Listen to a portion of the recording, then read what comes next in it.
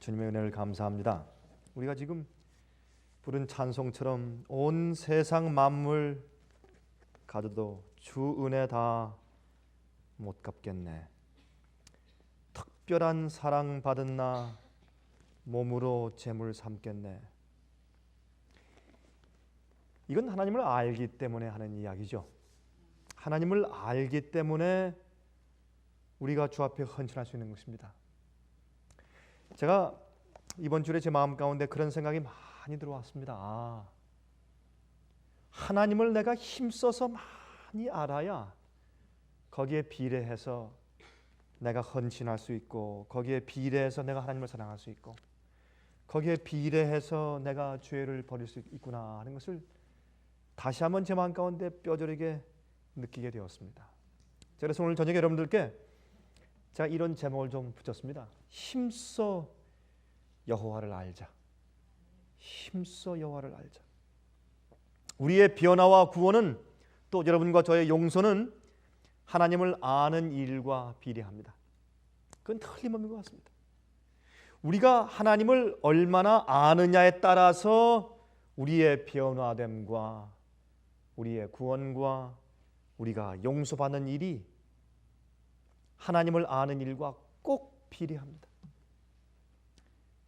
우리 마음 가운데 의심이 있다. 그것은 하나님을 알지 못하기 때문에 그렇습니다. 우리 마음 가운데 남을 사랑하지 못한다. 그것은 하나님을 알지 못하기 때문에 그렇습니다. 내 마음 가운데 구원의 즐거움이 없다. 그것은 하나님을 알지 못해서 그렇습니다. 내 마음 가운데 용서의 감격과 기쁨이 없다. 그것은 하나님을 알지 못해서 그렇습니다. 또 주님을 위해서 내가 세상을 다 버리고 주께서 필요하시다면 내 모든 것을 다 드릴 수 있다 하는 간절한 심정이 우리 마음속에서 샘솟듯이 계속 스며 올라오지 않으면 그것은 우리가 하나님을 몰라서 그렇습니다. 그래서 우리의 신앙 모든 것은 하나님을 아는 일과 비례한다는 사실이 너무나 분명합니다. 너무나 분명합니다. 여러분 마음 가운데, 오늘 저녁에 여러분 마음 가운데, 여러분 신앙 가운데, 여러분 신앙생활 가운데 있는 어떤 부분들을 가만히 생각을 좀 해보십시오. 어떤 문제가 있습니까? 어떤 문제와 어떤 갈등이 있고, 또한 어떠한 면이 여러분을 그렇게 괴롭힙니까? 여러분 여러분의 갈등하는 그런 모든 문제들을 내가 하나님을 얼마나 많이 아는가 하는 그 사실과 한번 비례해서 생각을 해보십시오. 그러면 틀림없습니다. 우리가 알지 못하기 때문에 신앙생활에 문제가 있는 것입니다. 제가 한 번이 아니죠. 제가 지난주입니다. 그렇죠. 지난주죠.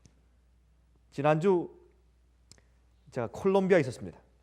제가 콜롬비아에 갔다가 콜롬비아에서 두 도시에서 제가 집회를 하고, 제가 알미니아라는 곳에 가서 집회를 하고, 그다음에 칼리라고 하는 곳에 집회하고, 그다음에 제가 이 베네수엘라로 가서 베네수엘라에서 거기에 이제 바랑키아라는 곳에서 내려서 거기서 또 한 시간 정도 또 차 타고 저 산 꼭대기에 올라가서 정말 거기서 야영 집회에서 제가 이제 말씀을 전하고 왔습니다. 그런데 저희 콜롬비아에 있는 한 형제가 저한테 와서 이렇게 말을 하는 것을 들었습니다. 목사님이 이제 미국에 가시면 혹 제 가족들을 만나실 기회가 있을 텐데 만나면 꼭 이렇게 좀 전해 주십시오. 내가 많이 달라졌다고 좀 전해 주십시오. 그렇게 참 좋은 심부름에 이런 건들은 거죠. 그건 좋은 아주 심부름하는 것이죠. 내가 많이 달라져 있다고 좀 전해 주십시오. 그 얘기를 들으니까 정말 그 얘기를 빨리 가서 전해주고 싶어요. 참 좋은 얘기입니다. 그런데 그 뒤에 얘기가 조금 서글퍼요. 그래서 목사님, 제 가족들이 저를 옛날에 취급한 것처럼 취급하지 말고 이제는 잘 취급해 줄 수 있도록 좀 도와주십시오. 다시 말해서 내 식구들이 나를 정말로 용서했는지 내가 잘 모르겠습니다. 그것은 내 식구들이 나를 어떻게 취급하느냐에 따라서 내가 알 수가 있습니다. 그렇게 말을 해요. 그 사실이죠? 그렇죠? 우리가 그 사람을 진실로 용서했으면 우리의 태도가 어떻습니까? 예? 달라지죠. 그 사람을 정말로 용서했으면 우리가 그 사람을 사랑할 수 있는 겁니다. 우리가 하나님을 향한 우리 태도도 마찬가지입니다. 하나님께서 내 죄를 온전히 용서하시고 나를 용납하셨다라는 사실을 우리가 확실히 알면 우리가 아침에 일어나서 눈을 떴을 때 그 확증이 우리 마음속에 불타고 있으면 우리가 그 하루 사는데 주님과 나의 관계에서 문제가 없습니다. 문제가 없습니다. 불안이 없고 불평이 없습니다. 염려가 없습니다. 염려가 있죠. 우리 인생 생활에서 염려가 왜 없을 수가 있겠습니까? 이 생에 염려가 있습니다. 그러나 그런 건 말고 그런 근심 걱정 없는 사람은 이 세상에 한 명도 없습니다. 그런 건 잠깐 왔다가 갑니다. 심을 때가 있고 추수할 때가 있고 웃을 때가 있고 또요 울 때가 있고 염려할 때가 있고 기뻐할 때가 있습니다. 그건 왔다가 가는 것입니다. 그건 아무것도 아닙니다. 그러나 우리가 하나님께 대한 영어로 approval, 하나님의 인정과 나를 인정해 주심이 아침에 새로우면 하루 종일 문제가 없는 겁니다. 내가 주 앞에 죄를 고백하지 않았기 때문에 죄의 용서가 내 마음 가운데 확증이 안 되는 겁니다. 그럼 문제가 있어요. 두려운 겁니다. 무서운 겁니다. 갑자기 교통사고가 날 뻔했는데 피했어요. 휴, 지금 죽었다간 큰 심판 받을 뻔했다. 그렇게 하지 않습니까? 그래서 이 형제가 저에게 목사님 가셔서 제 가족을 만나시면 제가 좀 달라졌다고 해주십시오. 저를 좀 새롭게 취급할 수 있다고 해주십시오. 이제 저를 정말 용서할 수 있다고 해주십시오. 이제 그렇게 말하는 것을 들었습니다. 여러분들은 하나님을 향해서 마음문 여실 때 하나님께서 여러분들을 어떻게 취급하실 것 같습니까? 여러분들이 하나님께 향한 여러분들의 이해와 여러분의 정성과 굴복과 여러분의 믿음과 그런 모든 것을 전부 다 감안해서 하나님께서는 여러분들을 어떻게 취급해 주실 것 같습니까? 지금 여러분들이 개인적으로 하나씩 하늘 은혜 보좌 앞에 직접 나서서 주님 앞에 설 수 있다면 주님께서 여러분들을 어떻게 취급하실 것 같습니까? 우리 다 같이 요한복음 17장을 좀 펴서 보십시다. 요한복음 17장 2절과 3절입니다. 요한복음 17장 2절과 3절 보시면 이렇게 말씀되어 있죠. 아버지께서 아들에게 주신 모든 자에게 영생을 주게 하시려고 만민을 다스리는 권세를 아들에게 주셨음이로소이다.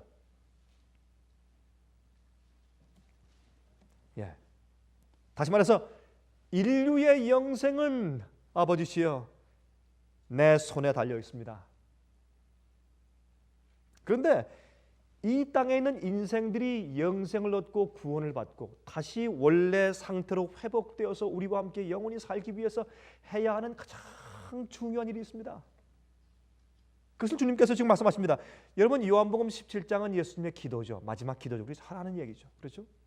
근데 예수님의 그 마지막 기도 가운데 우리의 영생과 구원에 대해서 예수님께서 구원하시기 위해서 당신의 생명을 바치기 위해서 오신 우리 인생들 향해서 위해서 기도하시는 마지막 기도에서 어떻게 말씀하시는가 보십시다. 우리 영생에 대해서 3절 영생은 곧 유일하신 참 하나님과 그의 보내신 자 예수 그리스도를 어떻게 하는 것이라고요? 아는 것이라. 아는 것이라. 참 이상하죠? 참 이상하죠? 구원은 하나님을 아는 것입니다. 하나님을 올바로 알 때에 우리가 하나님을 향한 우리의 반응이 올바로 나옵니다. 주님을 올바로 알고 이해할 때 우리에게 변화가 생기고 기쁨이 생기고 구원이 생기고 우리가 성장하게 되고 남을 대하는 태도가 달라지고 주님을 향한 우리의 헌신과 믿음이 달라지고 이 모든 일은 하나님을 내가 어떻게 알고 어떻게 perceive하는가 어떻게 인식하는가 하는 데 달려 있습니다. 그렇죠? 하나님을 아는 것이 우리의 영생이라 그랬습니다. 요한일서 5장을 보십시다. 요한일서 5장. 같은 사도 요한이 기록했습니다. 요한일서 5장 20절입니다. 요한일서 5장 20절.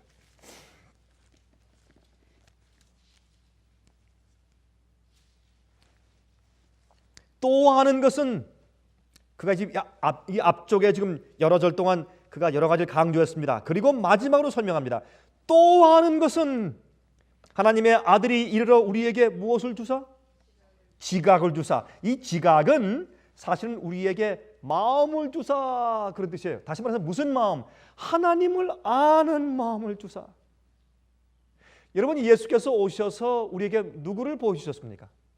하나님 아버지를 보여주셨습니다. 그래서 하나님의 아들이 이르러 우리에게 지각을 주사, 다시 말해서 하나님을 아는 마음을 주사, 우리로 참된 자를 알게 하신 것과 또한 우리가 참된 자 곧 그의 아들 예수 그리스도 안에 있는 것이니 그는 참 하나님이시여 무엇이라고요? 영생이니라. 영생이니라. 여러분, 그래서 요한복음 1장을 보면 우리가 예수를 보니 하나님의 독생자요 또한 그의 영광을 보니 그 안에 무엇이 충만하다고 그랬습니까? 은혜와 진리가 충만하다고 얘기했습니다. 그러므로 요한은 이미 이 땅에서 예수님의 말씀하신과 생애와 모든 것을 보면서 그 속에서 영생을 보았습니다. 그 속에서 진리를 보았고 그 속에서 거룩함을 보았습니다. 은혜가 충만했습니다. 우리도 하나님을 그렇게 볼 수 있고 우리도 하나님을 아는 지각, 마음을 받으면 우리도 사도 요한처럼 변할 수가 있습니다. 우리도 하나님을 향해서 우리가 사는 우리의 신앙 태도와 모든 계획이 폭발해질 수가 있습니다. 그래서 우리의 변화와 우리의 구원과 우리의 용서받음은 하나님을 아는 일과 항상 정확하게 비례한다. 제가 그 말씀을 드리는 것입니다. 한 가지 묻겠습니다. 하나님께서 우리를 몇 번 용서하십니까? 예? 잘 생각해 보세요. 하나님께서 여러분들을 몇 번 용서하십니까? 예? 한이 없습니까? 우리가 구할 때마다. 그렇습니까? 답변 잘하세요. 하나님께서 우리를 몇 번이나 용서하십니까? 예? 이 어려운 질문 아닙니다. 몇 번이요? 뭐 70번이라도 7번씩 그 베드로에게 말씀하신 것처럼요. 예, 그건 베드로에게 하신 말씀이고 하나님께서 우리를 용서하실 때 몇 번 용서하십니까? 한없이 끝이 없지요. 그럼 제 얘기 잘 들으십시오.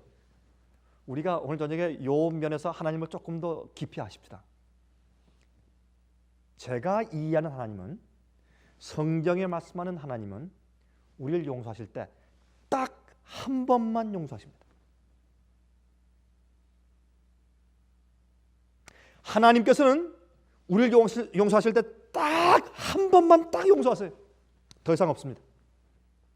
근데 그 용서는요 끝까지 가요. 변하지 않아요. 이해하시겠습니까? 하나님께서 우리를 용서하시기로 마음을 딱 먹으시면 한 번 용서하면 끝나는 거예요. 딱 용서했다 그러면 끝까지 한 번도 변함이 없어요. 변하는 건 우리가 변하는 거죠. 용서를 주었다 놓았다 주었다 놓았다 하죠. 우리가. 여러분 솔직히 그렇습니까? 그렇습니까? 하나님의 용서엔 변함이 없어요. 하나님께서는 우리 한번 용서하시면 한 번 딱 용서하시면 그만이에요. 영원히 갑니다. 변함이 없습니다. 그래서 하나님은 우리를 한 번 용서하시고 사랑하시면 딱 한 번 하시면 그만이에요. 예? 한 번 용서하셨다가 또 도로 물으셨다가 또 용서하셨다가 물으셨다가 이것이 아니에요. 하나님은 항상 한 번 용서하시로 작정하셨기 때문에 항상 끊임없이 용서합니다. 여러분 언제 강물이 흐르기를 그치는 것을 본 적 있습니까, 여러분? 예? 바람이 부는 것을 그치는 적이 있습니까? 없습니다. 하나님의 용서와 사랑은 우리를 향해서 끊임이 없는 겁니다. 한 번도 주님께서 중도에 스탑하시고 중단하신 적이 없습니다. 우리가 중단하는 것이지. 우리가 하나님을 알지 못하기 때문에. 이것은 하나님을 아는 일에 있어서 굉장히 중요한 것 같습니다. 우리의 사랑은 항상 변하지만은 하나님은 그렇지 않습니다. 우리가 회개하지 않기 때문에 주님께서 용서하시고 싶어도, 아니 주님의 용서는 우리 곁에 와 있는데 우리가 받을 수가 없어요. 안 그래요? 그래서 용서는 우리에게 달려 있는 것이지, 하나님은 죄인을 용서해 주시기로 아들을 보내셨어요. 십자가 이상의 용서를 위한 보장이 또 어디에 있습니까? 안 그렇습니까, 여러분? 그런 각도에서 우리가 주님을 이해해야 합니다. 또한 계속적으로 우리가 주 앞에 나가지 않기 때문에 우리 마음이 둔해지는 것입니다. 자꾸 주님의 사랑을 의심하고 용서도 의심하고, 그러나 하나님은 그렇지 아니한 것을 우리가 압니다. 여러분, 흔히 그 오페라에 있는 그 얘기처럼 여자의 마음은 갈대와 같이, 근데 그 얘기가 잘못된 것 같아요. 요즘에 들어와서는 그 가사를 좀 바꿔야 될 것 같아요. 그렇죠? 이 하나님을 아는 자들이 얼마나 마음이 왔다 갔다 하는지, 하나님에 대한 이해가 왔다 갔다 하는지. 여러분 생각해 보세요. 우리는요, 우리를 좋아하고 잘해주는 사람들과 친하기를 원합니다. 그거 자연스럽습니다. 뭐 그거 가지고 말하는 사람 없습니다. 또 그들과 함께 지내기를 좋아합니다. 자기를 칭찬하고 좋아하는 사람들, 잘해주는 사람들. 그거 당연하죠. 그렇죠? 그 이상한 일 아닙니다. 그런데 우리가 예수님에 대해서 그 사실 조금 좀 적용시켜 보십시다. 우리 인간적인 면에서 예수님께서 승천하실 때, 예수님께서 하늘로 올라가실 때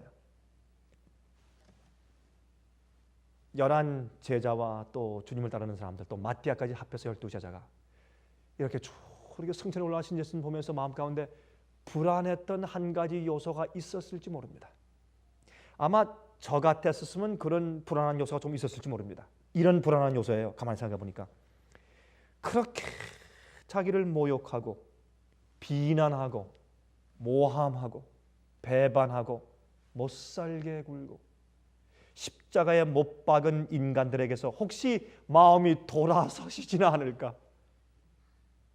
여러분 안 그렇겠어요? 예? 하늘에 올라가면 항상 주님께 충성하고 주님을 사랑하고 주님을 찬송하고 항상 주 앞에 부복하고 한 번도 실족함이 없고 한 번도 마음이 변함이 없고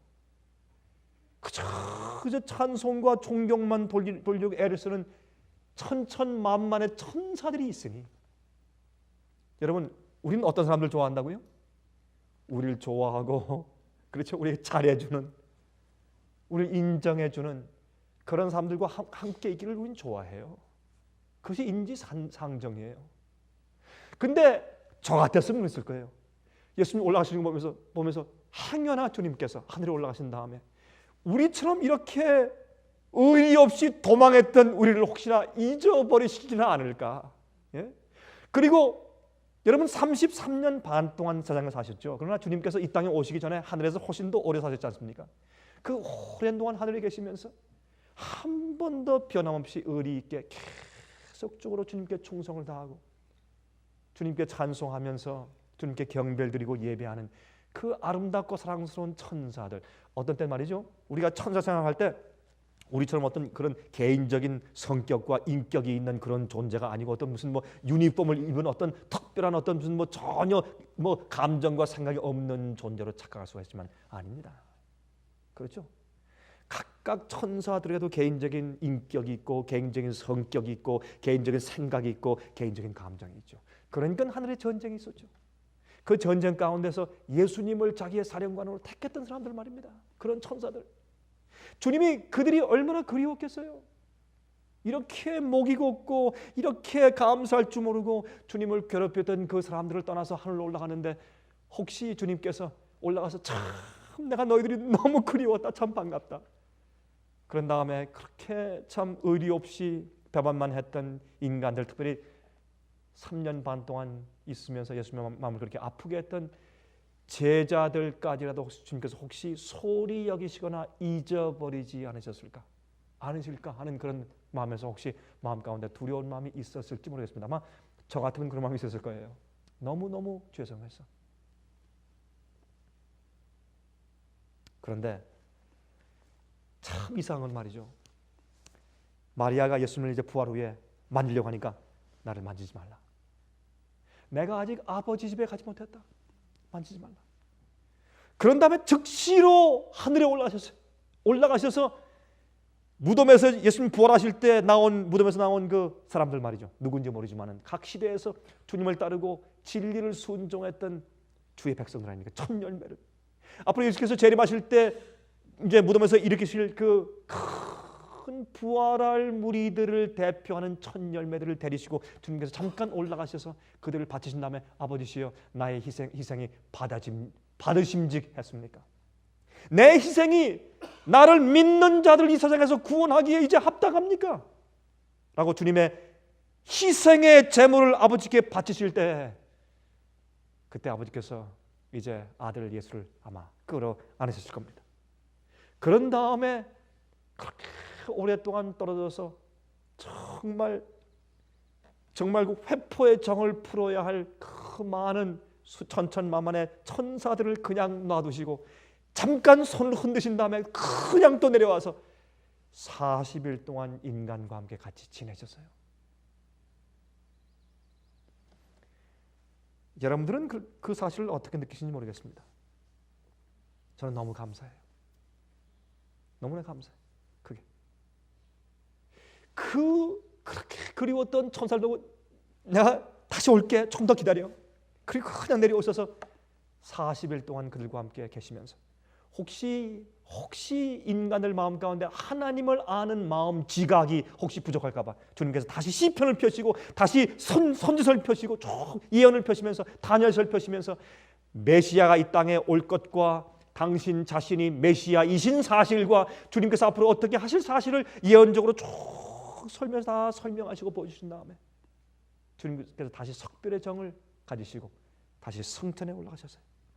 올라가시면서 어떻게 말씀하셨느냐 하면 내가 세상 끝날까지 너희와 항상 함께하리라. 여러분 감사하세요? 이건 참 보통 얘기 아니에요. 이건 보통 얘기 아니에요.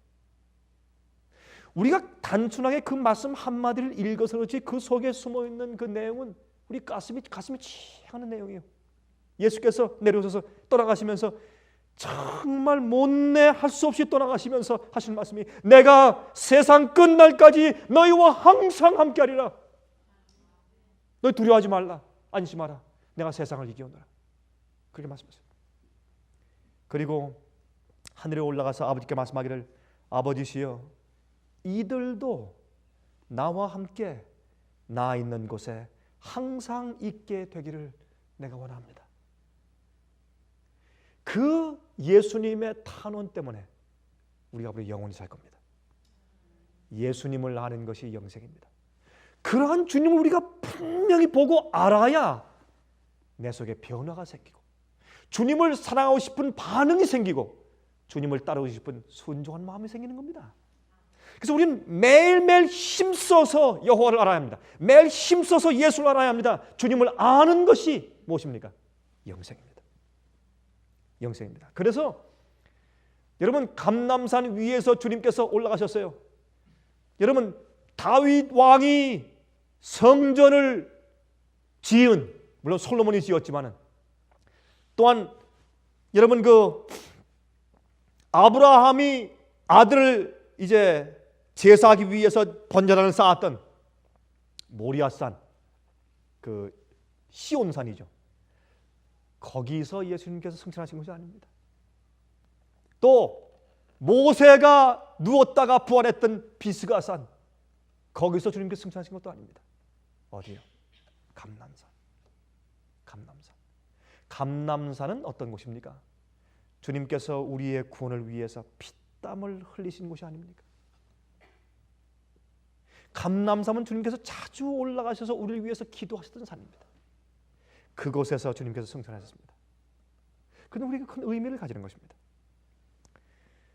그래서 예수님의 승천하신 모습을 지켜본 사람들은 그 다음부터 기도할 때 그 전에 기도할 땐 그저 하늘에 구름이 있고 기도할 때 주님이 저기서 내 기도를 들으시는지 하나님께서 내 기도를 들으시는지 잘 몰랐습니다. 또 그들은 기도할 때 예루살렘 성전을 향해서 기도했습니다. 다니엘이 그렇게 한 것처럼.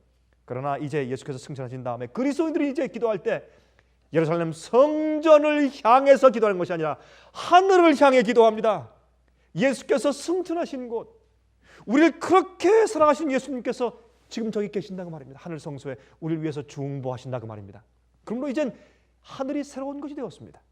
새가 나르는 곳이 아닙니다. 비열만 있는 곳이 아니라 우리를 사랑해서 십자가에 돌아가셔서 우리를 참 끝내 못 잊어서 아주 섭섭해하는 그런 마음을 가지고 하늘에 올라가셔서 다시 오시기 위해서 그렇게 애써 일하시는 예수님께서 계시는 곳, 그러므로 하늘은 그들에게 새로운 것이 되었습니다. 한 가지 물어보고 싶다. 또 하나님께서 우리를 왜 용서하십니까? 하나님께서 여러분과 저를 용서하시는 이유가 어디 있습니까? 단순한 말 같지만은 우리가 물건이 아니기 때문에 그렇습니다. 우린 물건이 아닙니다. 우린 나무가 아니고 꽃이 아니고 우린 해와 달과 별이 아니고 우린 하나님의 형상과 인격을 가지고 태어난 사람들입니다. 우리 속에 감정이 있고 우리 속에 생각이 있고 우리의 마음에 있는 생각과 감정을 잘 조화하면 우리 속에 품성이 생기는데 그 품성을 하나님을 잘 아는 지식을 가지고 꼴지우면 우리의 품성이 영원히 살 수 있는 엄청난 가치를 가지는 것입니다. 우리가 이 품성을 가지고 영원히 살면요, 우리가 앞으로 영원토록 우리가 알게 될 지식은 어마어마한 것이고 우리가 가지게 될 우리의 역량과 우리의 품성과 태도는 어마어마한 것입니다. 이 큰 것들을 가지고 우리가 지금 사는 것입니다. 엄청난 가치가 있어요. 멸망받으면 우리의 가치는 쓰레기 같은 것이고 아무것도 아니고, 그렇죠? 정말 쓰레기죠. 아무 소용없는 것이죠. 그러나 여러분과 제가 영생에 들어가면, 구원받게 되면 우리가 가지고 있는 우리의 두뇌의 가치라고 하는 것은 어마어마한 것입니다. 어마어마한 것입니다. 주님께서 우리가 사람이기 때문에 용서하는 겁니다. 사람은 반응하고 느껴요. 그렇죠? 우리가 죄인이기 때문에 용서하시는 겁니다. 주님께서 용서하시는 겁니다. 사람이니까. 그러므로 용서하지 않는 존재는 무엇입니까? 마귀입니다. 여러분들이 남들을 용서할 수 없으면 여러분은 마귀에게 속한 자입니다. 그래서 요한일서 읽어보세요. 요한 1서에 말씀하시기를 우리가 서로 사랑하자. 사랑은 어떻게 해요? 하나님께. 하나님께서 우리를 먼저 사랑하셨다 그랬습니다. 그런 사람의 반응은 사랑하는 것입니다. 우리 속에서 용서하지 않는 것은 하나님을 모른다는 얘기입니다. 어떤 사람은 그렇습니다. 아유, 목사님, 저는요 우리 부모를 꼭 닮았어요. 그래서 어떻게 할 수가 없어요. 저는 원래 태어난 성격이 그렇습니다. 저는 원래 태어난 성격이 꽁해서. 여러분, 세상에 그런 게 어디 있습니까? 성경에 말하기를 예수 그리스도의 보혈의 피는 우리의 조상들의 죄에서부터 우리를 씻었다 그랬습니다. 여러분, 베드로전서 1장 읽어보세요. 쭉 말씀하세요. 우리 핑계예요. 여러분, 물건은 느낌이 없어요. 그러나 우리 인간들이 되면 느낌이 있습니다. 그래서 주님께서 우리를 용서하시는 겁니다.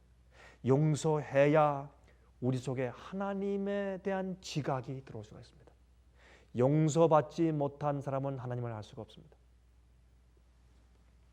여러분, 시편 8장을 좀 보시겠어요? 시편 8장. 시편 8장 4절 좀 보시기 바랍니다. 시편 8장 4절 가운데 이렇게 말씀하세요. 8장 1절 보세요. 8장 1절. 여호와 우리 주여, 주의 이름이 온 땅에 어찌 그리 아름다운지요.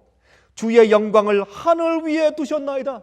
오, 주님의 창조물이 엄청나죠. 그런데 3절에 말씀하기를 주의 손가락으로 만드신 주의 하늘과 주의 베풀어 두신 달과 별들을 내가 보니, 이 엄청난 이 우주의 창조물들, 그 끊임없이 타도 에너지가 소모되지 않는 그 엄청난 해, 달, 별들, 나무, 그 힘있는 동물들, 새들, 하늘 나르는 독수리들, 이런 모든 창조물 보면서 참 놀라운 것입니다. 그런데 4절 보세요. 4절. 그런데 사람이 무엇이관대 주께서 저를 생각하시며 인자가 무엇이관대 주께서 저를 권고하시나이까. 왜 주님께서 나를 해보다 더 사랑하시고 나를 달보다 더 염려하시고 이 땅에는, 이 우주에는 모든 저 우주 세계 별들보다 나를 더 아끼시나이까. 하나님이시여, 내가 무엇인데, 내가 누구관데 주님께서 나를 이 우주의 저 엄청난 하늘의 영광의 창조물보다 나를 더 아끼시고 내게 더 관심이 많으시고 나를 용서하시고 나를 구원하십니까? 주님이시여, 내가 이해하지 못하겠습니다. 그 얘기예요. 여러분 그렇게 느끼세요? 우리가 뭔데, 여러분? 우리가 뭔데? 우리가 지나가다가 트럭이 달려올 때 잘못해서 가면 탁 들이받아서 죽으면 그저 1초 안에 죽어버리는 미물 같은 아무것도 아닌 존재인데 안다고 좀 의시되고 또 까불고 싸우고 교만하지만은, 그러나 우리가 영생 얻지 못하고 주님 알지 못한 상태에서 죽어버리면 그냥 없어져서 가버릴 미물 같은 존재인데 주님께서 우리를 창조해 두시고 태어나게 하시고 진리를 주시고 우리를 용서하시고, 한 번 용서하시면 변함이 없으시고 한 번 사랑하시면 끊임이 없고 끝까지 사랑하시고 변치 않고, 그러면서 하늘에 있는 모든 뭇별보다 나를 더 사랑하시고 나를 돌보시고 나를 권고하시니, 나에 대해서 생각해 주시니 내가 잘 이해하지 못하겠습니다. 여러분 이해하세요? 그 사실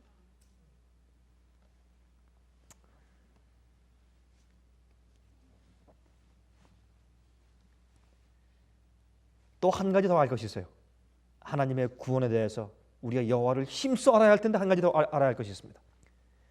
용서는, 하나님께서 우리를 용서하실 때 용서는 성경상으로 회복시켜 주는 것을 의미해요. 주님께서 우리를 용서하실 때 한 번 용서하시면 끝까지 변치 않고 용서하시는데, 그 용서는요 뭔지 아세요? 여러분 성경 읽어보세요. 성경 읽어보시면 용서하실 때 어떻게 하시는가? 적신으로 태어나서 피투성이 되어서 광야에 버려져 있을 때, 그래서 에스겔서 있는 얘기죠. 그때 주님께서 가셔서 그 이스라엘 백성들을 구원하시는 것을 설명하신 것이, 그 어린아이 피투성이 된 것을 안아서 싸매고 목욕시키고 데리고 가서 먹이고 인도하고 보호하고, 그것이 용서, 그것이 구원이에요. 용서는 법적으로 우리가 지은 잘못된 죄를 사한다 라고 도장 꾹 찍는 그것만이 아니에요. 용서는 주님께서 우리를 떨어진 곳에서 들어 올리시는 것이 용서예요. 우리를 돌보시는 것이 용서고, 우리를 치료하시는 것이 용서고, 우리를 씻으시는 것이 용서고, 우리를 성장케 하시는 것이 용서고, 용서는 recover, restore, 회복을 의미하는 것을 우리가 이해해야 합니다. 여러분 탕자의 비유 보세요. 탕자의 비유. 여러분 예수께서 비유를 말씀하실 때 천국은 마치, 그렇게 했죠. 천국은 마치. 천국은 마치 탕자를 받아들이는 아버지 같은 모습이 천국이라고 말해요. 천국은 이 세상과 달라요. 이 하나님 아버지를 탕자의 아버지의 모습으로 비유해 주는 겁니다. 여러분 그 탕자가 올 때 어떻게 합니까? 상거가 뭔데? 참 그 감동적인 얘기죠. 상거가 뭔데? 이 아버지가 에이 그래서 참 잘 갔다. 뭐 다시는 오지 말아라. 괘씸한 놈. 이렇게 하면 상거가 뭔데 알아볼 수가 없어요. 상거가 뭔데, 거리가 뭔데. 근데 이 아버지가 날 그 아버지의 생활 가운데 아들이 한번 떠나간 다음에는 그의 모든 관심의 초점은 언제 어디서 아들이 올까? 그밖에 없는 겁니다. 그래서 밤에 잘 때 불을 켜놓고 아침에 일어나서 혹시 우리 아들이 어젯밤에 오지 않았는가? 어떤 땐 잠이 오지 때 밖에 나가서 난간에 이렇게 서서 서성이면서 왔다 갔다 서성이면서 저 언덕을 보면서 해가 질 때도 해가 뜰 때도 계속 바라보시는 그 아버지의 심정, 그것을 하나님 아버지의 모습으로 예수님께서 말씀하셨어요. 이 비유는 어떤 현자가 어떤 똑똑한 스승이 말하는 것이 아니라 랍비의 얘기가 아니고 이것은 토라에 있는 얘기가 아니고 성경에 있는 예수님께서 우리에게 하나님 아버지를 소개하기 위해서 주신 예화예요. 전 그래서 그것이 감사한 거예요. 그것이 만큼 감동이 되고 하나님의 아들이신 예수께서 우리에게 말씀하신 하나님에 대한 모습이 당자 비우기 때문에 그래서 우리 마음껏 소망을 주는 겁니다. 상거가 뭔데 아들이 오니까 그냥 뛰어나가서 제일 처음 어떻게 해요? 끌어안고 어떻게 해요? 옷을 벗기고 얘들아 집에서 제일 좋은 옷을 좀 가져와라. 제일 좋은 옷 갖다가 입히고 또한 상속권을 상징하는 반지를 자기 손에서 빼어서 그 아들의 손에 끼우고 아버지 나는 이거 받을 자격이 없습니다. 정말입니다. 겸양해서 하는 것이 아니라 그렇죠? 난 정말입니다. 나를 아버지의 종으로 하나 종 중에 하나로 그저 인정해 주십시오. 그게 무슨 말이냐? 아들은 종이 될 수 없는 거야. 아들은 너는 해도 아니고 달도 아니고 별도 아니고 나무도 아니고 꽃도 아니고 새도 아니고 그들도 그들의 목적대로 하나님의 영광을 위해서 잘 창조된 것이지. 그러나 내가 너를 지을 때 내 아들과 딸로 지었다.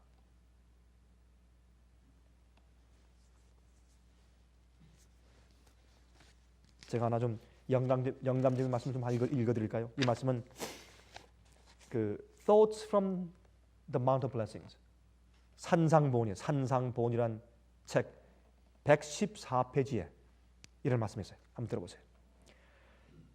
그러나 용서한다는 것은 많은 사람들이 생각하는 것보다 더욱 넓은 의미를 가지고 있다. 하나님께서는 널리 용서하시리라는 약속을 주시면서 마치 그 약속의 뜻이 우리가 이해할 수 있는 것보다 훨씬 더 높은 것처럼 이렇게 부언하신다. 여호와의 말씀에 내 생각은 너희 생각과 다르며 내 길은 너희 길과 달라서 하늘이 땅보다 높음같이 내 길은 너희 길보다 높으며 내 생각은 너희 생각보다 높으니라. 하나님의 용서는 단순히 우리를 정죄에서 면하게 해주는 사법적 행위가 아니라 그것은 죄를 용서할 뿐만 아니라 죄로부터 완전히 돌아서게 하는 것이다. 얼마나 올바른 얘기입니까 여러분? 예? 마음을 변화시키는 것은 구원하는 사랑의 표현이다. 다윗은 하나님이여 내 속에 정한 마음을 창조하시고 내 안에 정직한 영을 새롭게 하소서 하고 기도했을 때 용서의 참뜻을 깨달았다. 그는 다시 동이 서에서 먼 것 같이 우리 죄과를 우리에게서 멀리 옮기셨으며 라고 말한다. 이것이 용서입니다. 용서는 우리 속에 하나님을 아는 지각을 넣어주어서 주님을 닮게 하고 우리를 재창조하는 것입니다. 우리가 하나님을 알 때 그 일이 생깁니다. 우리가 하나님을 올바로 알면 변화가 생깁니다. 우리 마음 가운데 변화가 없는 일은 우리가 하나님을 잘 몰라서 그렇습니다. 하나님을 알기 위해서 시간이 필요합니다. 주님과 친근히 사귀기 위해서 시간이 필요합니다. 주님과 사귀어야 합니다. 끌어안아서 올려서 씻겨주고 원래 상태로 회복시켜주는 것이 용서입니다. 여러분 호세아 4장을 보십시다. 다 같이 펴세요. 호세아서 4장 6절. 다니엘서 다음에 호세아서가 있죠. 호세아서 4장 6절. 내 백성이 무엇이 없음으로 망한다 그랬습니까? 지식이 없음으로 망한다 그랬어요. 그 사실이 맞습니다. 내 백성이 지식이 없음으로 망한다 그랬어요. 자, 호세아 6장 1절부터 6절까지 읽겠습니다. 오라 우리가 여호와께로 돌아가자. 여호와께서 우리를 찢으셨으나 도로 낫게 하실 것이요 우리를 치셨으나 싸매어 주실 것임이라. 여호와께서 이틀 후에 우리를 살리시며 제3일에 우리를 일으키시리니 우리가 그 앞에서 살리라. 여기에 제3일에 하는 얘기는 예수님께서 제3일 만에 부활하신 것을 상징할 수 있죠. 3절. 그러므로 우리가 누구를 알자? 여호와를 알자. 힘써 여호와를 알자. 그의 나오심은 새벽빛같이 일정하니 비와 같이 땅을 적시는 늦은 비와 같이 우리에게 임하시리라 하리라. 주님께서 우리에게 임하시는 것은 새벽빛처럼 동쪽에서 해가 떠오를 때 일정하게 계속 떠올라요. 주님께 비어남이 없어요. 일조의 빛이 쭉 떠올라요. 주님의 빛이 더 높이 높이 떠오르면 떠오를수록 우리 마음속에는 모든 그림자와 모든 어둠이 다 사라지지 않습니까? 그것이 구원입니다. 하나님을 알면 가만히 있을 수가 없어요. 주님을 아는데 어떻게 가만히 있어요? 십자가를 아는데 어떻게 가만히 있어요? 용서, 회개 기도가 나오죠. 그게 용서를 이루는 것입니다. 하나님의 사랑을 아는데 어떻게 세상을 사랑하며 살 수 있고, 주님의 재림을 확실히 아는데 어떻게 가만히 있을 수 있어요? 하나님을 아는 것이 영생이에요. 하나님을 아는 것이 영생이에요. 그러므로 우리가 여호와를 알자, 힘써 여호와를 알자. 그의 나오시면 새벽빛같이 일정하니 비와 같이 땅을 적시는 늦은 비와 같이 우리에게 임하시리라 하리라. 에브라임아, 내가 내게 어떻게 하랴? 유다야, 내가 내게 어떻게 하랴? 너희의 인애와 인애가 아침 구름이나 쉬 없어지는 이슬 같도다. 그것이 무슨 말입니까? 그들이 하나님을 모르기 때문에 서로 사랑하지 않아요. 그들의 인애와 자비가 이슬 같아 잠깐 있다 금방 없어져 버리고, 서로 싸우고 물어뜯고 용서하지 못하고 빼앗고 사기치고 그렇게 하는 것입니다. 교만하고. 5절, 그러므로 내가 선지자들로 저희를 치고 내 입의 말로 저희를 죽였노니 내 심판은 바라는 무엇과 같다고요? 빛과 같다고요. 빛이 있으면 어둠이 없어요. 우리 속에 진리가 있고 주님이 계신데 어떻게 어둠이 있을 수 있어요? 여러분 마음 가운데 오기가 있으면, 여러분 마음속에 용서하지 못하는 마음이 있으면, 여러분 마음 가운데 앙심이 있으면, 앙심을 품고 있다든지, 아니면 여러분 마음 가운데 증오가 있으면 그것은 어둠이에요. 빛이 없는 것입니다. 여러분 속에 세상을 향한 욕심과 쾌락을 향한 욕심과 그 세상을 향한 목표와 계획이 가득 차 있으면, 우상이 있으면 여러분 속에 빛이 없는 겁니다. 하나님을 아는데 어떻게 그렇게 할 수 있어요? 못해요. 절대 못해요.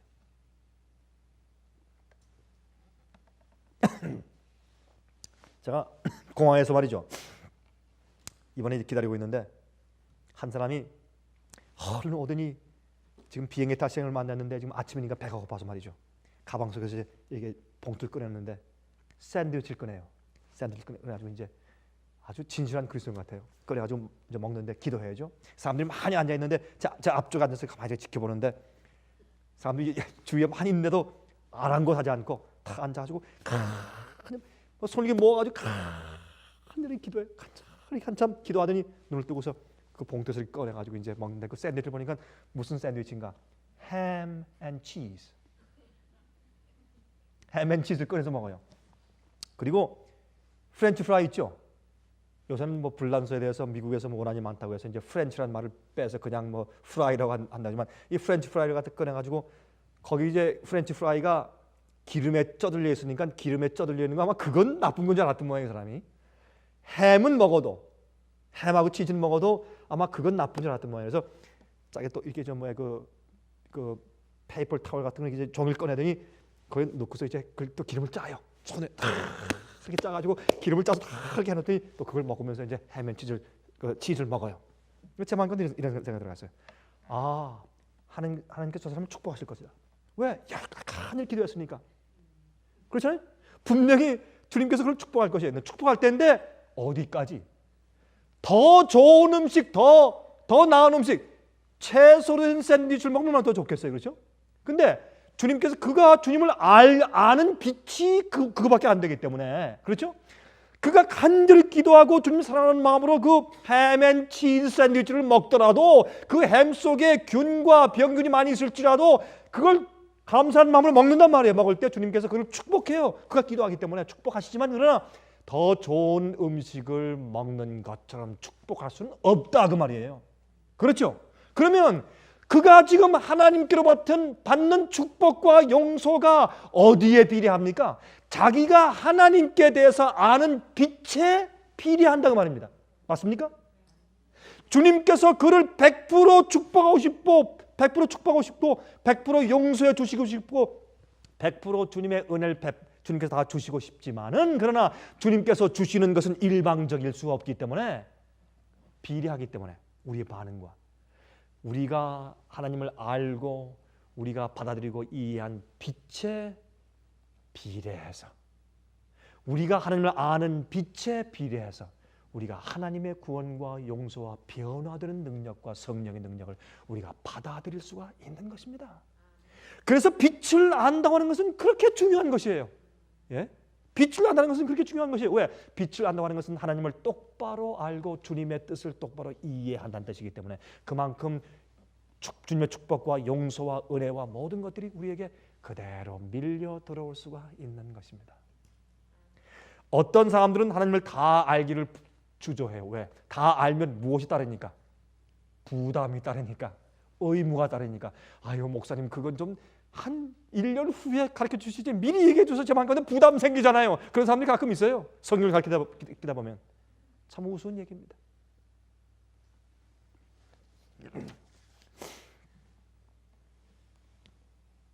우리가 거듭나지 않은 여자를 택해서 결혼하면서 열심히 기도하면 주님께서 축복하세요. 기도하니까. 그러나 거듭난 여인과 결혼하는 것만큼 축복해 주실 수가 없어요. 왜? 그가 하나님을 아는 빛에 따라서 그가 하나님을 받아들이는 자기의 용량에 따라서 주님의 구원과 축복은 그에게 이르러 오기 때문에 그렇습니다. 그래서 우리가 주님의 뜻을 알고 힘써 여호와를 알고 힘써 주 앞에 나가는 것은 우리의 구원과 아주 직결된 사실인 것을 우리가 아는 것입니다. 그래서 예수께서 말씀하기를 하나님 아버지와 그 보내신 자 예수 그리스도를 아는 것이 무엇이라고요? 영생이라고요. 영생이라고요. 그래서 여러분들이 우리가 열심히 주님을 알아야 합니다. 우리가 주님을 아는 일에 성장해야 할 것입니다. 광명한 빛으로 나가야 합니다. 완전히 회복될 때까지 나가야 할 것입니다. 제가 이번에 콜롬비아에서 제 집회할 때 두 번째 이제 도시에 가서 집회하는데 여러분 제가 가끔 남미에 제가 가는 이유가 있습니다. 적어도 제가 1년에 한 번은 갑니다. 근데 제가 작년 11월 달에 갔는데 이번에 이제 사실은 1년이 안 됐는데 꼭 좀 빨리 와야 될 이유가 있다고 해서 제가 할 수 없이 갔어요. 갔는데 정말 가니까 정말 제가 갔어야 할 이유들이 좀 몇 가지 있는 것을 제가 발견하게 됐습니다.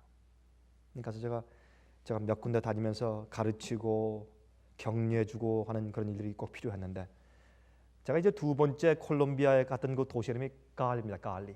근데 칼리인데 그 칼리는 콜롬비아 내에서 가장 타락한 도시 가운데 하나입니다.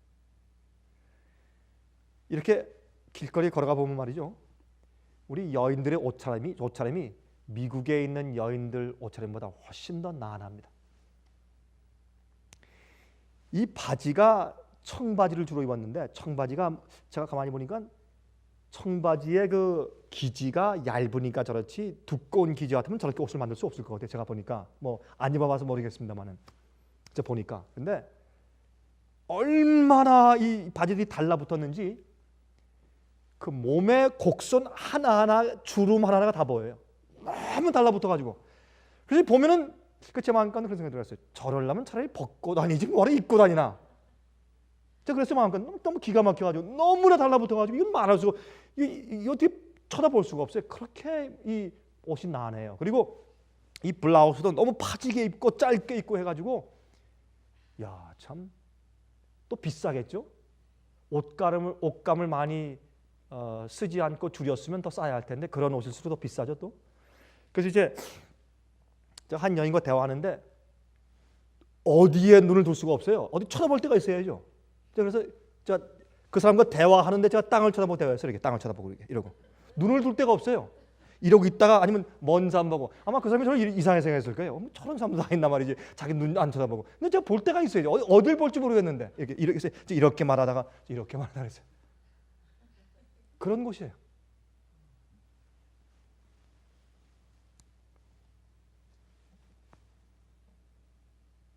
우리가 집회를 하는데 거기에 있는 아마 그 교회 아마 이름이 에큐메니컬 교회 같아요.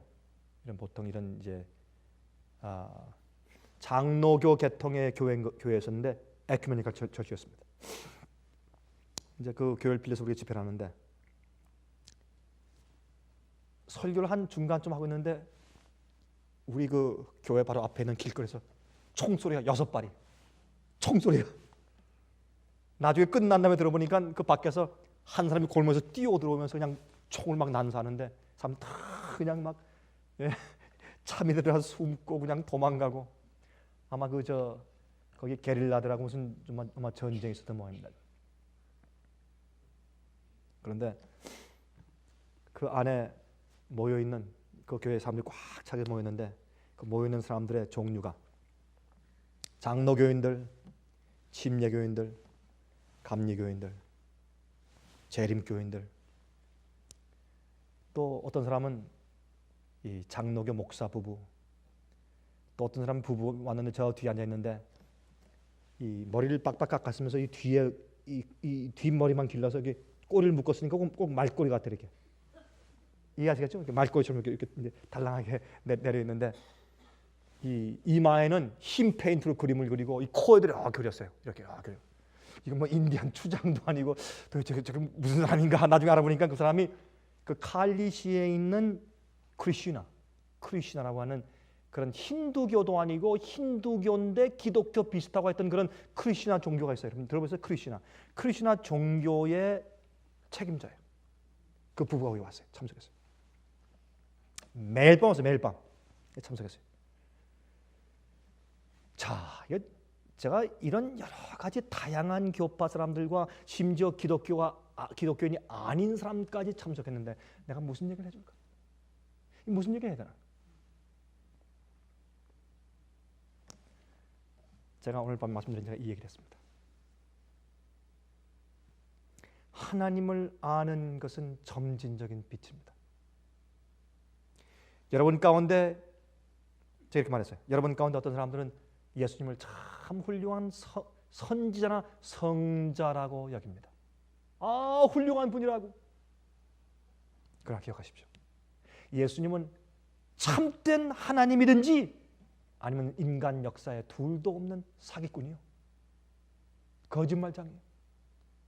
예수님은 하나님이든지 아니면 완전히 사기꾼이고 거짓말장이지 둘 중에 하나 성자나 훌륭한 선자가 아니요. 여러분이 아는 그 빛에서 조금 더 앞으로 나가야 합니다. 빛을 하나 주면 그 빛을 받고 감사하면 2개를 주시고 2개를 받으면 3개를 주시고 3개 받으면 4개를 주시고 계속 빛을 따라서 한 걸음 한 걸음 앞으로 나가십시오. 진리는 점진적이고 빛은 계속 받아서 나가야 되는 것입니다. 제가 말했어요. 쭉 설명하면서 제가 성경의 권위를 제가 설명하고 주님께서 이 땅에 오셔서 인간을 구원하기 위해서 왜 돌아가셨는지 설명하고 구원에 주님께서 인간을 구원하시는 방법에 대해서 제가 설명하고 나중에 제가 성소 문제를 설명했어요. 여러분 성소 문제를 재밌게 설명하면 그건 꼭 얘기 같기 때문에 사람들이 참 좋아해요. 아주 쉽게 이 구원을 쉽게 얘기해요. 제가 말했습니다. 여러분 세상 어디로 가든지 옛날엔 전부 다 동물을 죽이는 그런 예식이 있습니다. 이제 유대인들의 이스라엘의 하나님을 믿든지 안 믿든지 성경을 믿든지 안 믿든지 이교인들이나 기독교인들이나 아니면 어느 세계에 가도 다 동물을 잡아서 제사하는 그런 풍습이 있습니다. 왜 그런지 아십니까? 이게 이 세상에서 가장 오래된 제도에서 왔는데 그것이 성소 제도입니다. 좋습니다. 성소는 우리가 하나님께 어떻게 나아가는가 하는 것을 가르쳐주는 길입니다. 여러분 다 종교인들입니다. 그러나 여러분들은 정말 하나님께 어떻게 나아갈 줄 아십니까? 저렇게 말을 꺼냈어요. 쭉 설명했어요. 나중에 설명하면서 끝까지 제가 끝에 가서는 지성소까지 설명해요. 지성소까지 다 심판을 설명하고 지성소를 설명하고 이게 하나님입니다. 그때 제가 하루 저녁에 말이죠. 성소를 설명하고 심판을 설명하고 지성소 설명하고 맨 마지막에 예수님의 재림까지 설명하는데 3일 저녁에 성경 전체 설명. 3일 저녁에 3번 3일 동안 설명하면서 성경 전체가 다 설명했어요. 그런데 마지막 날 제가 호소하면서 제가 설교하는데 여러분 그게 성령의 역사죠. 그런 게 성령의 역사. 그게 방언이에요. 다른 게 방언이 아니에요. 우리가 성령을 받으면 말을 더듬지 않습니다. 더듬거리가 없어요. 말이 그렇게 유창할 수 없고 혀가 그렇게 가벼울 수가 없어요. 무슨 뭐 이상한 방언하는 사람들이 뭐 두다다달랄랄랄 뭐 아싸사사사사 아싸시 자자자자 뭐 별 얘기를 다 하면서 뭐 방언한다 그러지만 그건 다 가짜고 그거 말고 그런 사람들이 말할 때 방언할 때도 방언이 터지면요 입술이 이렇게 뒤틀리면서 이상하면서 막 말이 나온대요. 그거 아니고 성령이 임하시면 우리가 아는 방언이든지 모르는 방언이든지 방언이 나올 때 우리 혀가 풀려요. 성령을 보세요. 혀가 풀렸다고 해서 혀가 풀리면서 아주 부드럽게 확 풀리면서 이 말씀이 나오는데 그게 청산유수고 그게 폭포수죠. 그냥 속에서 무슨 생각이 그렇게 생각이 떠오르면서 그냥 말이 돼서 그냥 튀어나오는지 제가 설교하면서도 저도 이해가 안 돼요. 단 한 페이지의 준비도 없어요. 성경 영어 성경 항만 딱 가지고 올라와서 지금 통역자가 옆에 있죠. 쉴 새 없이 폭포수처럼 영어가 나와요. 그럼 옆에 있는 사람도 통역을 하는데 스페니시 말로 막 그 사람이 그래요. 제가 설교하고 나오니까 통역하는 사람까지 다 합해서 우리가 설교하고 나오니까 90분에서 90분 통역까지 합해서 90분을 설교했는데 90분 하고 내려오니까 저도 정신이 없어요. 이 사람도 정신이 없고 내려와서 목사님 제가 오늘 90분 동안 통역하는데 이건 아무 생각 없이 그냥 내가 통역을 하는데 꼭 한 5분 지난 것 같습니다. 그렇게 했어요. 근데 말씀이 나오는데 성경 한 권 전체를 다 했어요. 90분 동안. 한 명도 움직이는 사람이 없어요. 단 한 명도 움직이지 않아요. 여러분 성령께서 역사하실 때 느끼죠? 성령 역사를 느껴요. 한 명도 움직이지 않고 움직이는 사람이 없어요. 그때 제가 설명한 것인 겁니다. 여러분들은 하나님을 알아야 합니다. 하나님을 아는 길은 하나님께서 우리에게 계시해 주신 책밖에 없습니다. 많은 사람들이 나타낸 빛 말고 자꾸 마음에 있는 감정만 가지고 이야기를 합니다. 아닙니다. 여러분 하나님을 알아야 합니다. 아는 것이 영생입니다. 쭉 설명해서 하나님이 누구인지 설명했어요. 여러분이시여, 이 세상은 하나님에 대한 오해의 어둠으로 꽉 차 있습니다. 우리가 힘써서 여호와를 알게 되기 바랍니다. 자비가 너무나 크신 하늘에 계신 우리 아버지, 우리가 무엇이 관대 우리를 이렇게 권고하시며 생각하시며 돌보시는지 우리가 잘 이해할 수가 없습니다. 그러나 주님의 크신 자비와 은혜를 인해서 진심으로 감사합니다. 우리를 버리지 아니하시고 끝까지 붙드셔서 영생케 하시는 하나님의 의지를 인해서 감사합니다. 주님이시여, 우리 마음속에 하나님을 알 수 있는 지각을 넣어주사 우리가 영생에 항상 이룰 수 있도록 도와주시옵소서. 우리가 주님을 알기 때문에 주님의 뜻대로 살지 않을 수 없는 그런 우리의 이해를 허락해 주시옵소서.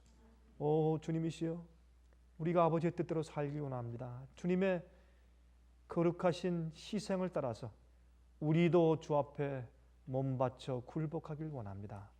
그것은 하나님을 알기 때문에 생기는 우리 마음속에서 생기는 즐거워하는 그런 심정일 것을 우리가 이해합니다. 저희를 도와주시옵소서. 나타내신 계시를 통해서 우리 마음속에 감동하시는 성령을 통해서 매일 지도하시고 인도해 주시옵소서. 살아계신 예수 그리스도의 귀하신 이름 의지하여서 간절하게 기도합니다.